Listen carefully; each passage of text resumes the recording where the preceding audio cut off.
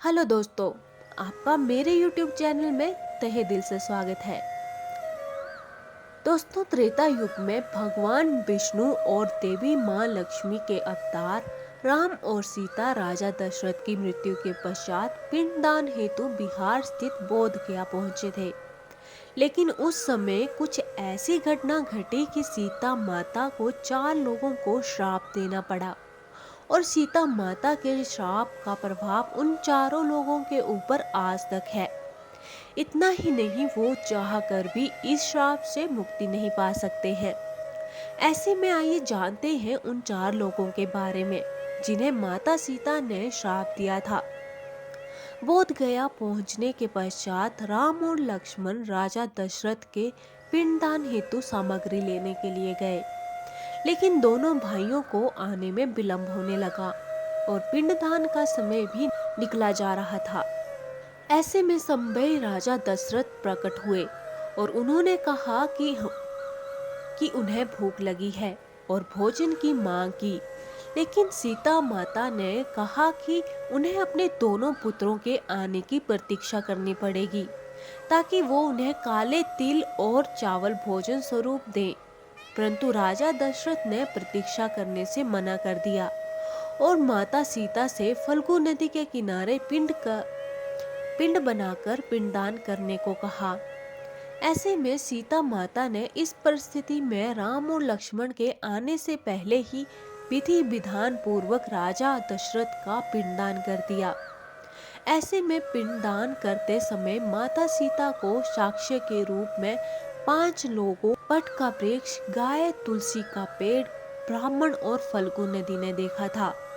इसके बाद जब राम लक्ष्मण वापस आए और पिंडदान के बारे में पूछा तो सीता माता ने समय की मांग बताते हुए कहा कि उन्होंने पिंडदान विधि विधान पूर्वक कर दिया है और साक्ष्य के रूप में इन 5 लोगों से पूछने को कहा। लेकिन सिर्फ वट वृक्ष के अलावा सभी ने झूठ बोला और कहा कि सीता माता ने पिंडदान नहीं किया है। ऐसे में खुद राजा दशरथ की आत्मा ने पिंडदान की सच्चाई बताई और कहा कि सीता माता ने पूरे विधि विधान पूर्वक उनका पिंडदान कर दिया है और फिर सीता की सत्यता साबित हो सकी। ऐसे में सीता माता ने उन 4 लोगों को दंड स्वरूप श्राप दिया। सीता माता ने फल्गु नदी को श्राप दिया कि गया में सिर्फ नदी पृथ्वी के नीचे से बहेगी और ऊपर से सदैव सूखी रहेगी।